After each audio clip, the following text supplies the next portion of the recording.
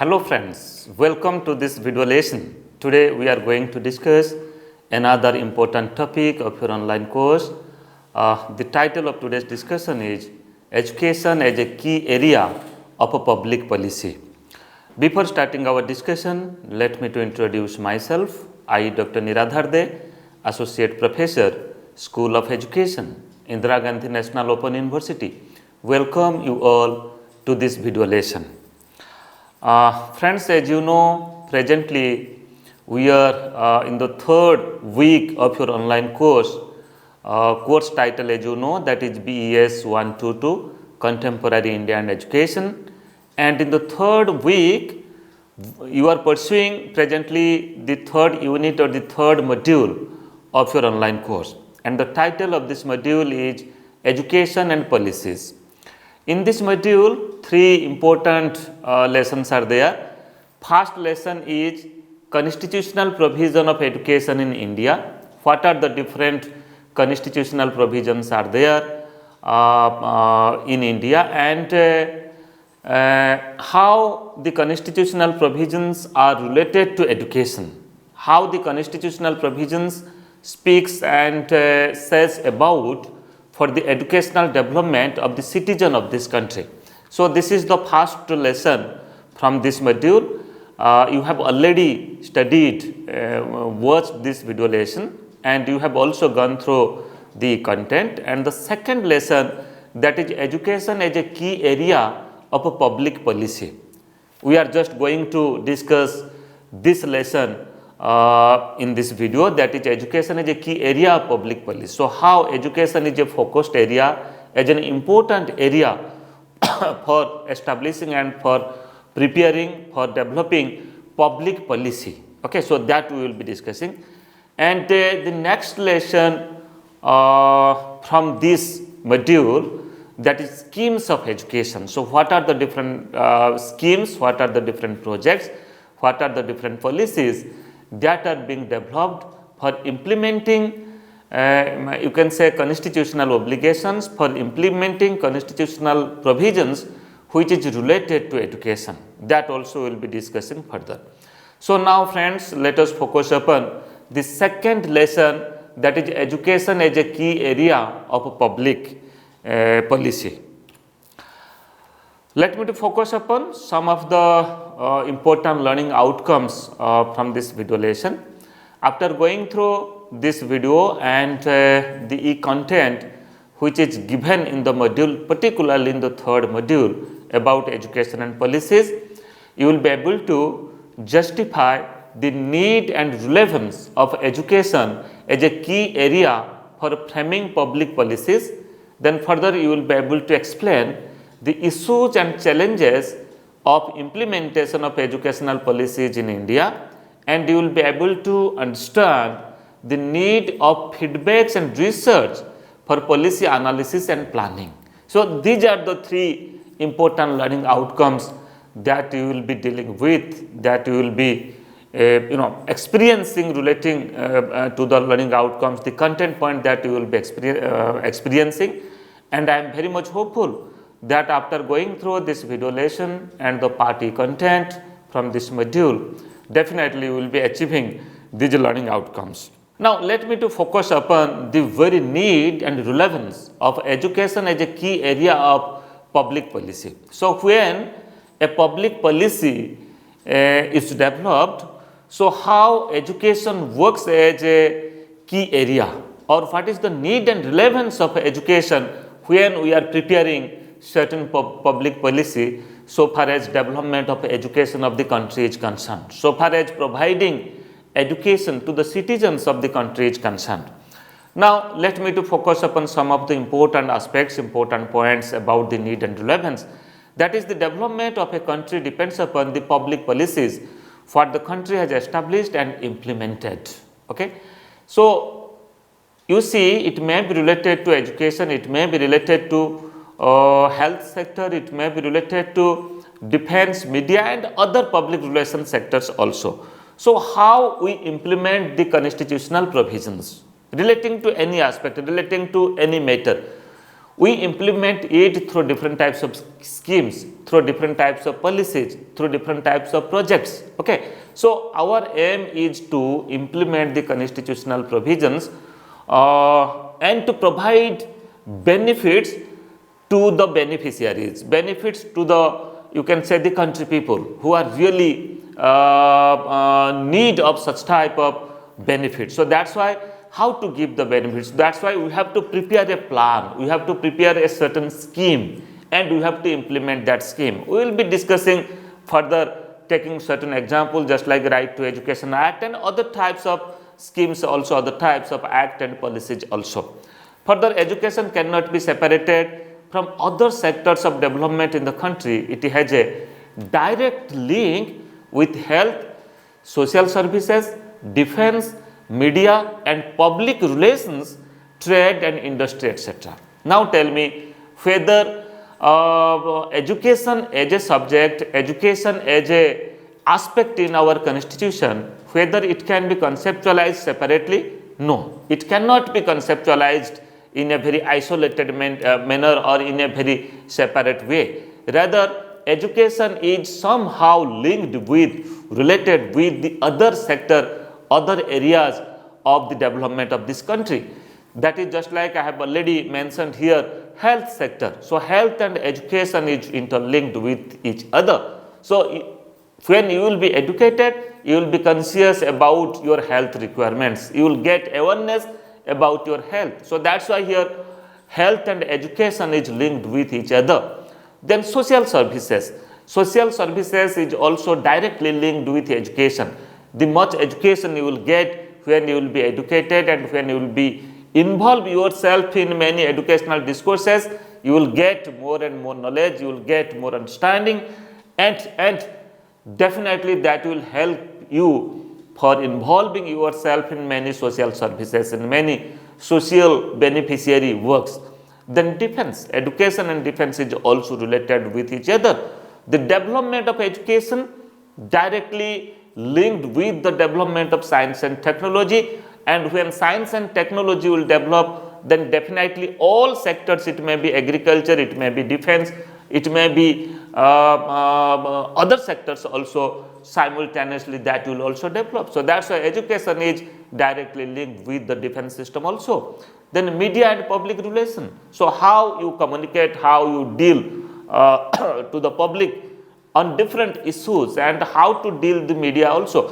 And by using, you can say when you will be educated, then we can use different media also to get more knowledge, to get more experiences, and media also help us to acquaint ourselves with the developmental concept in different sector globally, locally or nationally.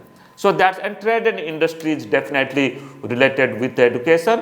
When you will get education, when we will get a particular training, a particular type of specified and specialized areas of knowledge, then that will help us in development of trade and industry also. So, that is why you can say these are the key areas of public policy where we need education, where we need that there is the need and relevance of the development of education. And further, educating the people of the country is the duty and responsibility of the government. I will be giving example of right to act, right to Right to Education Act, RT Act 2009, that how it is included in the fundamental you can say right of Indian Constitution, and how it is the responsibility of state now to provide free and compulsory elementary education to all the citizens and to all the children in the age appropriate group in the state. And further, adequate expenditure on education enables to create trained and skilled human power, those can work for the country in different sectors for development of the country.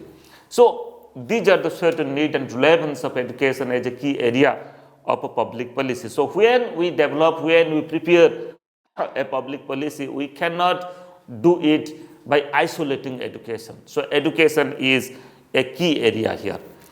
And now, let me to focus upon different important area when we implement the educational policies. Just like here, when preparing action plan for implementation of educational policies, so how to prepare a action plan, and further for implementing the public policies, it may be in education and other sector, how political support and financial provisions are also required, and how involvement of different stakeholders in education and other policy making are also required. So these are the three different headings, and further we will be discussing the you can say the important aspects that are included in the preparation for action plan, then political support and financial provisions, as well as how to involve different stakeholders so far as developing public policies and implementing public policies are concerned. Now let me to focus upon preparation of an action plan. So friends, whenever we think over or we start a new work, first of all, we should have very clear about our objective, our purpose, that what we are going to do. Okay, so that's why we require to prepare an action plan. And what are the different things that supposed to be discussed and that supposed to be understood before preparing or before implementing or before preparing a scheme. That's the action plan. So here, preparing action plan for implementing policies of education is the first step for way forwarding to achieve the objectives of the policies. If you are not clear about the objectives, the purpose, and if you have not prepared a proper action plan, then the implementation of the policies, the implementation of the scheme may not go in a proper way. And for the action plan is a strategy to concretize and implement the plan. So just like in research, what you are doing, in research you are preparing a synopsis first, you are preparing a research proposal, and that synopsis will help you to proceed in the research. That synopsis will help you that what you have to do, what are the different work, what are the different activities, what are the different what procedure that you will be following for conducting your study. So that's why action plan is just like a strategy, and it concretizes for implementing the plan, that in future when you will proceed, when you will work on, when you will implement that plan, you will not face any difficulties, because thing has been explained properly that what you have to do at what stage. And further, it defines the role and responsibility of various stakeholders such as the government, local bodies, groups and individuals, and also the beneficiaries. Try to understand. Action plan also clarify that what is the role of different stakeholders, what is the responsibilities of different stakeholders. Just like if I will say about the schooling process, about the schooling system. So who are the stakeholders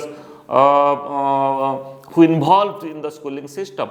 I can say that the students are the main stakeholders, they are the beneficiary, teachers are the stakeholder, then government, the local government is also stakeholder, parents are also stakeholder, community members are also stakeholders.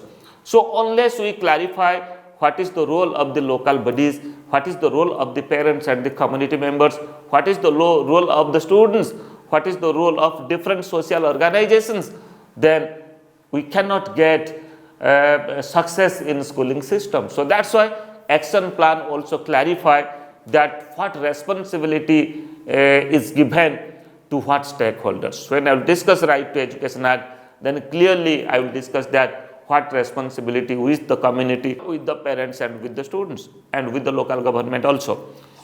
It also includes financial provisions at different stages for the implementation of education policies. You see, for implementing the policy, financial provisions should be a part of the action plan, because when we implement, when we create, when we develop certain things, when we implement certain things, then definitely we need certain finance, certain budget, and how much of budget you really require, and what are the different heads of the budget, what are the different sub-heads of the budget. That is also another important aspect, another important part of the action plan. So budgetary provision or that's the financial provision is also one of the important aspect.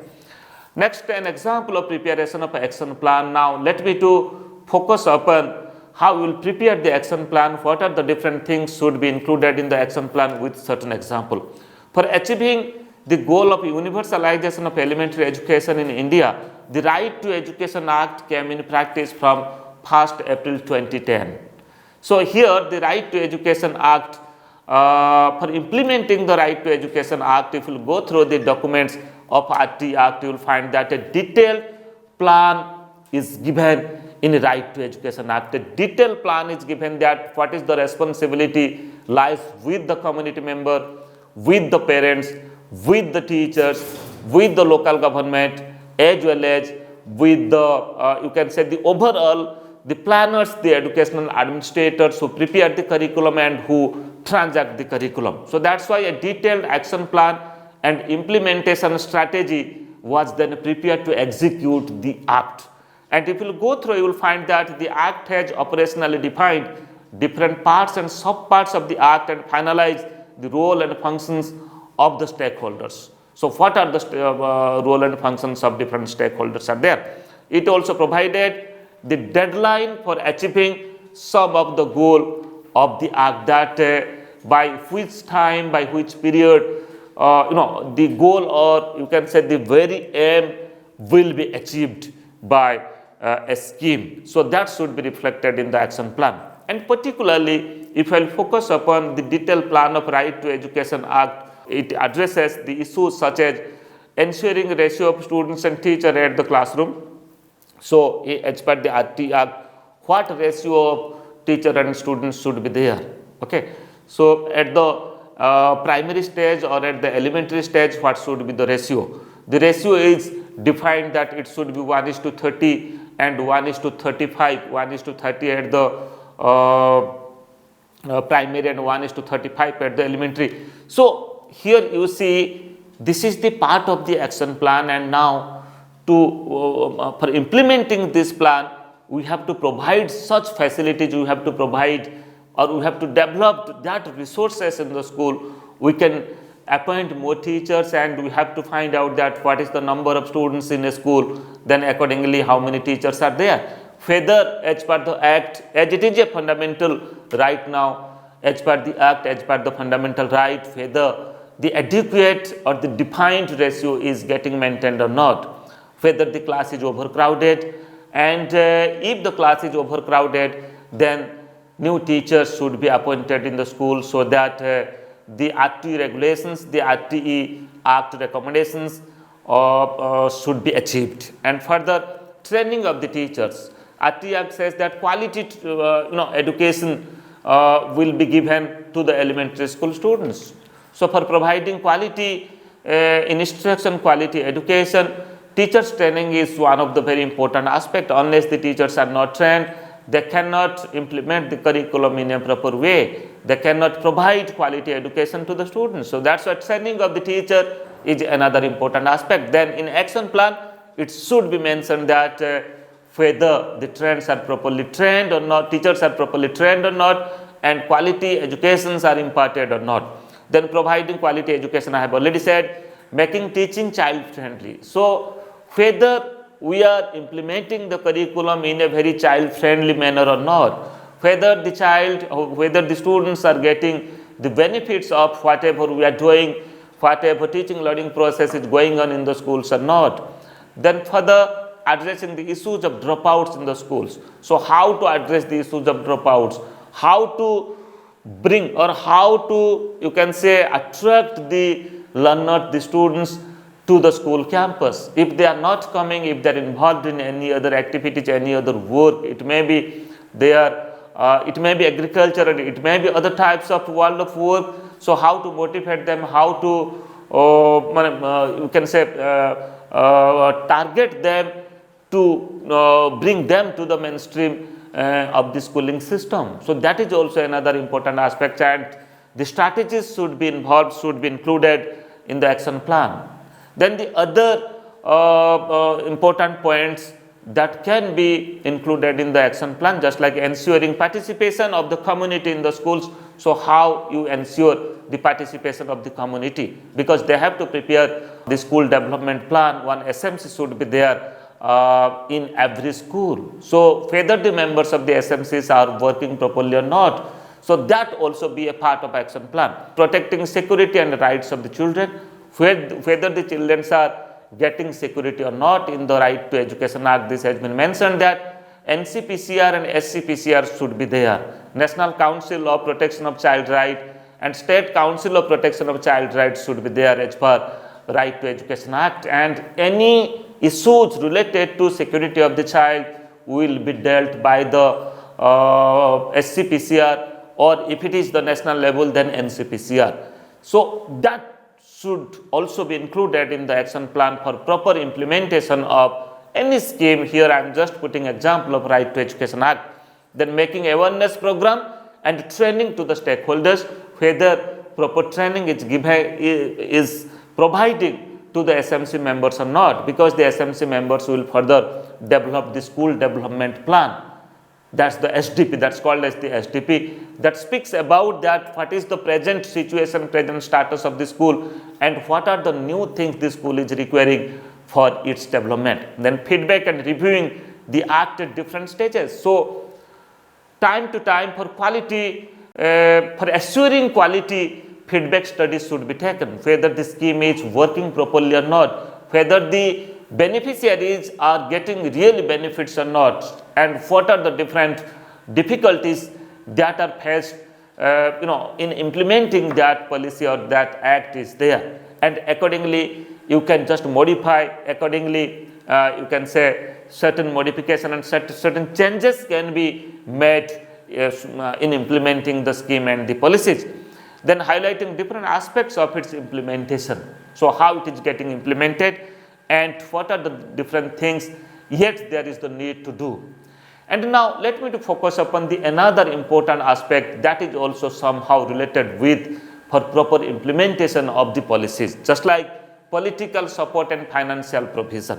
So unless there is the political support, unless there is the willpower of the government, and unless there is adequate financial allocation, budgetary allocation, no scheme will implement properly or get its success. So that's why political support and financial provision is also another important aspect, and I can say that policies are implemented through the government, and government is formed by a winning party in election so far as a democratic country is concerned. In a democratic country, in a regular interval, it may be in 5 years, elections are taken, and the winning party, they form the government in the democratic system, and the winning party, they have their own vision towards education, they have their own understanding towards education, then accordingly they come forward with new policies, they come forward with new schemes. So here, unless the political parties or unless the ruling government is not having willpower and interest to do certain things, then things will not happen. So that's why political support and financial provision is required for proper implementation of any scheme. It is therefore political support is required for implementation of educational policies for achieving the better result of it. All parties have their own objectives, priorities and manifestos of working, and the nature of development in education and different scheme that depends upon their objectives, their priorities, that in which work they want that it should happen in a rapid, immediately or in a priority basis. So that is also the focus of working of the political parties or the government. Then better result from any educational policy depends upon a positive willpower and support of the government and the political parties. Then financial provision and supports are also equally responsible for better implementation of the educational policies. For example, implementing any educational policy in the country like India, where the population is more than 140 crores and the huge geographical area, large funds are required. So here you see, for implementing the Right to Education Act, huge fund is required. For establishing schools in the country, huge fund is required, because we have to achieve the teacher and student ratio. It may be 1:30, and teacher and students ratio it may be 1:35. So for that in the habitation, in the remote areas where there is a village where the people are living, then definitely there should be a school at their neighborhood, at their village. So that's why huge fund is required. This is not a small country, this is a huge country, the second largest country so far as population is concerned. It is more than 140 crores. So that's why huge budget and huge financing is required. It has been observed that many educational policies suffers from implementation difficulties due to lack of financial support. So financial provision, if there is lack of financial provisions, then no scheme will suffer. But at the same time, many a time money remains unutilized because of lack of coordination of the stakeholders, and hence the work doesn't proceed as per the action plan. So it also happen in a different way. Many a time there is the budgetary allocation, but at the end of the academic session, the financial session, you will find that the adequate fund has not been utilized. So that's why, friend, these are the certain hurdles for implementing the schemes of education. And now let me to focus upon involvement of the stakeholders, that how for better implementation, proper implementation of you can say any scheme, the stakeholders involved in it should be work wholeheartedly. And here, so far as Right to Education Act 2009 is concerned, the stakeholders, as an example, I am just putting an example of Right to Education Act. First of all, the central and state government will prepare the action plan for implementing the act, provide financial support and monitor the progress, whether it is happening properly at the remote area or not, at the city area or not, and what are the difficulties, and they should take the feedback, then accordingly they should improve it. Then teachers, parents, community members, SMC members are involved to implement the act at the ground level. So whether teachers are doing their work or not, whether parents are involved in the teaching learning process or not, parents are involved in day-to-day school progress or not, and whether they are sending their children to the school or not, and whether they are guiding their children so far as they are learning and other facilities and other you can say curriculum transactional activities which is going on in the school or not. Then community members, so whether community members are wholeheartedly participating for developing the school development plan SDP as a member of SMC.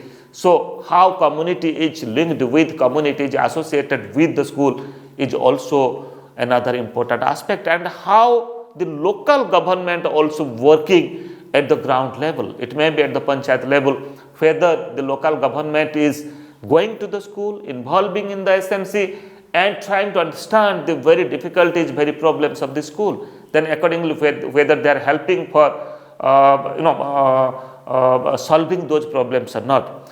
Then further, SCIT, State Council of Educational Research and Training, then District Institute of Education and Training, etc., organize programs on awareness and implementation strategies of the Right to Education Act. So who will train the SMC members for preparing the school development plan? It is the work of the SCIT, it is the work of the Diet, whether they are doing it or not in a very decentralized way.